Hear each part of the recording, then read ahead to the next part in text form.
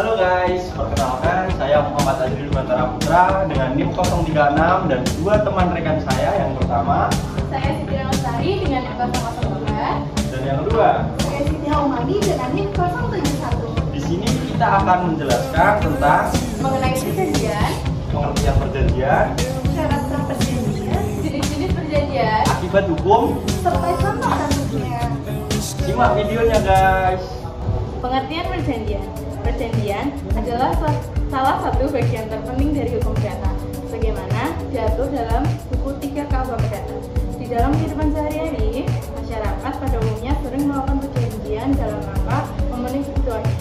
Setiap orang mempunyai kecakapan untuk melakukan perbuatan hukum, seperti melakukan sebuah perjanjian, sebuah perkawinan, dan lain-lain.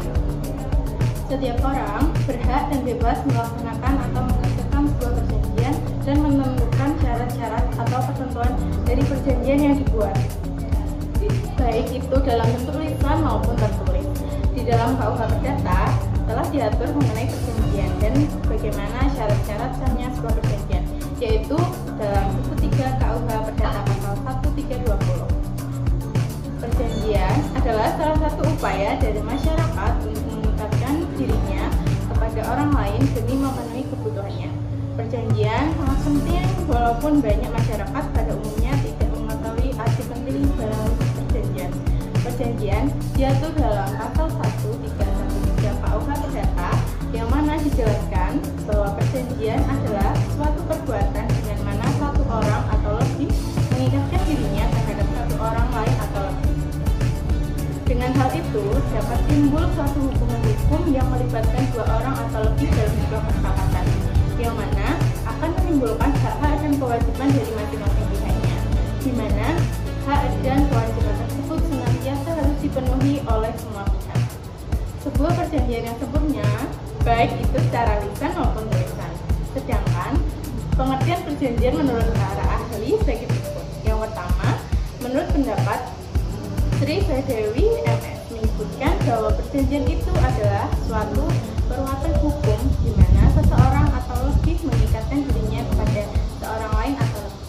Menurut R. Wirjono Roger Tikor menyebutkan sebagai berikut. Suatu perjanjian diartikan sebagai suatu perbuatan hukum mengenai harta benda kekayaan antara dua pihak, di mana satu pihak berjanji atau dianggap berjanji untuk melakukan suatu hal atau untuk tidak melakukan suatu hal, sedangkan pihak lain berhak menuntut pelaksanaan janji itu. Yang ketiga ada Hiram Samsudi menjelaskan bahwa perjanjian adalah suatu peristiwa di mana seseorang berjanji kepada orang lain atau di mana seseorang lain itu saling berjanji untuk melaksanakan sesuatu hal. Berbagai definisi itu dapat dikemukakan unsur-unsur yang tercantum dalam perjanjian sebagai berikut. Yang pertama, adanya kaidah hukum. Kaidah dalam hukum kontrak dapat dibagi menjadi dua macam, yaitu tertulis dan tidak tertulis. Kaidah hukum kontrak tertulis adalah kaidah hukum yang terdapat di dalam peraturan undang-undang, traktat, dan jurisprudensi. Sedangkan kaidah hukum kontrak tidak tertulis adalah kaidah-kaidah hukum yang timbul, tumbuh, dan hidup dalam masyarakat. Contoh, jual beli lepas, jual beli tahunan, dan lain-lain. Konsep-konsep hukum ini berasal dari hukum adat. Yang kedua, adanya subjek hukum. Istilah lain dari subjek hukum adalah right person. Right person diartikan sebagai pendukung hak dan kewajiban. Yang menjadi subjek hukum dalam hukum perjanjian adalah kreditur dan debitur. Kreditur adalah orang yang berpiutang, sedangkan debitur adalah orang yang memiliki utang. Yang ketiga, adanya prestasi. Prestasi adalah apa yang menjadi hak kreditur dan kewajiban debitur. Prestasi terdiri dari memberikan sesuatu, berbuat sesuatu, tidak berbuat sesuatu. Dan yang keempat, kata sepakat. Adanya kesepakatan adalah persesuaian pernyataan kehendak antara para pihak. Kata sepakat adalah salah satu syarat sah perjanjian yang terkandung dalam pasal 1320 KUH Perdata. Kelima, akibat hukum. Setiap perjanjian yang dibuat oleh para pihak akan menimbulkan akibat hukum atau dapat dituntut apabila tidak dipenuhi prestasinya. Akibat hukum adalah timbulnya hak dan kewajiban. Hak adalah suatu kenikmatan dan kewajiban adalah suatu tugas. Syarat sah perjanjian. Dalam sebuah perjanjian perlu diperhatikan juga syarat-syarat dasar agar perjanjian tersebut sah di mata hukum. Syarat-syarat sahnya perjanjian diatur dalam pasal 1320 KUH Perdata. Hal ini sangat perlu dipahami agar tercipta sebuah perjanjian yang sah. Di dalam pasal 1320 KUH Perdata disebut 4 syarat agar sebuah perjanjian dapat dinyatakan sah. Yang pertama, adanya kesepakatan antara dua belah pihak. Kesepakatan adalah persesuaian pernyataan kehendak antara satu orang atau lebih dengan pihak lain. Adapun yang menjadi indikator sesuai itu adalah pernyataannya, karena kehendak itu tidak dapat dilihat atau diketahui orang lain. Pernyataan kesepakatan dapat dilakukan dengan tegas atau secara diam-diam. Pernyataan tegas dapat berupa lisan, tertulis, atau dengan tanda atau isyarat. Pernyataan diam-diam sering terjadi di dalam kehidupan sehari-hari. Misalnya, seorang penumpang yang naik angkutan umum dengan membayar ongkos angkutan kepada kondektur. Kemudian pihak kondektur menerima uang tersebut dan berkewajiban mengantar penumpang sampai ke tempat tujuannya dengan aman. Dalam hal ini telah terjadi kontrak walaupun tidak dinyatakan secara tegas. Untuk menentukan kapan suatu kesepakatan itu dapat terjadi, terdapat 4 teori yang menjelaskan hal tersebut. Yang pertama, teori ucapan. Menurut teori ucapan, kesepakatan terjadi pada saat pihak yang menerima penawaran menyatakan bahwa ia menerima penawaran tersebut. Yang kedua, teori pengiriman. Menurut teori pengiriman, kesepakatan terjadi apabila pihak yang menerima penawaran mengirimkan telegram. Kritik terhadap teori ini adalah bagaimana pengiriman itu diketahui. Bisa jadi walaupun sudah dikirim tidak diketahui oleh pihak yang menawarkan. Teori ini juga sangat teoritis sebab menganggap terjadinya kesepakatan secara otomatis. Yang ketiga, ada teori pengetahuan. Teori pengetahuan berpendapat bahwa kesepakatan terjadi apabila pihak yang menawarkan mengetahui adanya penerimaan, tetapi penerimaan tersebut belum diterimanya atau tidak diketahui secara langsung. Kritik terhadap teori ini adalah bagaimana ia mengetahui isi penerimaan tersebut apabila ia belum menerimanya. Yang keempat, teori penerimaan. Menurut teori penerimaan bahwa stemming terjadi pada saat pihak yang menawarkan menerima langsung jawaban dari pihak lawan. Kemudian ada kecakapan bertindak. Kecakapan bertindak adalah kemampuan untuk melakukan perbuatan hukum. Perbuatan hukum adalah perbuatan yang akan menimbulkan akibat hukum. Subjek hukum yaitu ada 2, yaitu orang dan badan hukum. Orang sebagai subjek hukum mempunyai hak dan mampu menjalankan hak yang dijamin oleh hukum yang berlaku. Selain manusia, badan hukum juga termasuk sebagai subjek hukum. Badan hukum merupakan badan-badan atau perkumpulan. Badan hukum yakni orang yang diciptakan oleh hukum. Oleh karena itu, badan hukum sebagai subjek hukum dapat bertindak hukum, melakukan perbuatan hukum seperti manusia. Dengan demikian, badan hukum dapat melakukan persetujuan, memiliki kekayaan yang sama sekali terlepas dari kekayaan anggota-anggotanya. Oleh karena itu, badan hukum dapat bertindak dengan perantaraan pengurus-pengurusnya.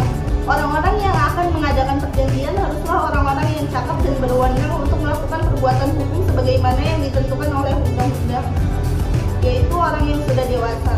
Ukuran kedewasaan adalah telah berumur 21 tahun atau sudah menikah. Terdapat beberapa golongan oleh undang-undang yang dinyatakan tidak cakap, yaitu yang pertama, orang yang belum dewasa. Belum dewasa adalah mereka yang belum berumur 18 tahun. Menurut Undang-Undang Nomor 1 Tahun 1974 tentang perkawinan. Meskipun belum berumur 18 tahun, apabila seseorang telah atau pernah menikah dianggap sudah dewasa, berarti cakap untuk membuat kontrak. Yang kedua, ada orang berada di bawah pengakuan. Orang yang tidak dapat mengelola bebas harta kekayaannya. Kemudian yang ketiga, orang perempuan dalam hal-hal yang ditetapkan oleh undang-undang telah melarang perbuatan kontrak-kontrak tertentu, tetapi dalam perkembangannya perempuan ini dapat melakukan perbuatan hukum sesuai dengan pasal 31 ayat 2 Undang-Undang Nomor 1 Tahun 1974, Jo Sema Nomor 3 Tahun 1963. Kemudian yang ketiga, orang perempuan dalam hal-hal yang ditetapkan oleh undang-undang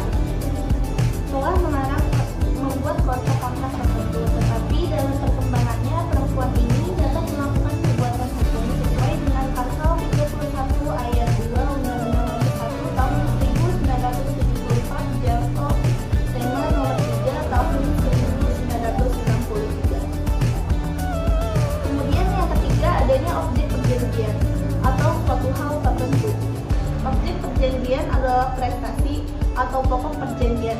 Prestasi adalah kewajiban debitur dan hak kreditur. Prestasi terdiri atas perbuatan positif dan negatif. Prestasi terdiri atas 1. Memberikan sesuatu, 2. Berbuat sesuatu, ketiga, tidak berbuat sesuatu. Sesuai dengan pasal 1, 2, 3, 4 KUH Perdata. Prestasi harus dapat ditentukan, dibolehkan, dimungkinkan, dan dapat dinilai dengan uang. Dapat ditentukan artinya di dalam mengadakan perjanjian, isi perjanjian harus dipastikan dalam arti yang ditentukan secara cukup. Misalnya, A membeli mobil kepada B dengan harga 500 juta. Ini berarti objeknya adalah mobil, bukan benda lainnya. Mengenai hal ini atau suatu hal tertentu dapat kita temukan di dalam pasal 1332 dan 1333 KUH Perdata. Pasal 1332 KUH Perdata menentukan bahwa hanya barang-barang yang dapat diperdagangkan saja dapat menjadi pokok suatu perjanjian. Sedangkan pasal 1333 KUH Perdata menentukan suatu perjanjian harus mempunyai sebagai pokok suatu barang yang paling sedikit ditentukan jenisnya. Tidaklah menjadi halangan bahwa jumlah barang tidak tentu, asal saja jumlah itu kemudian dapat ditentukan atau dihitung.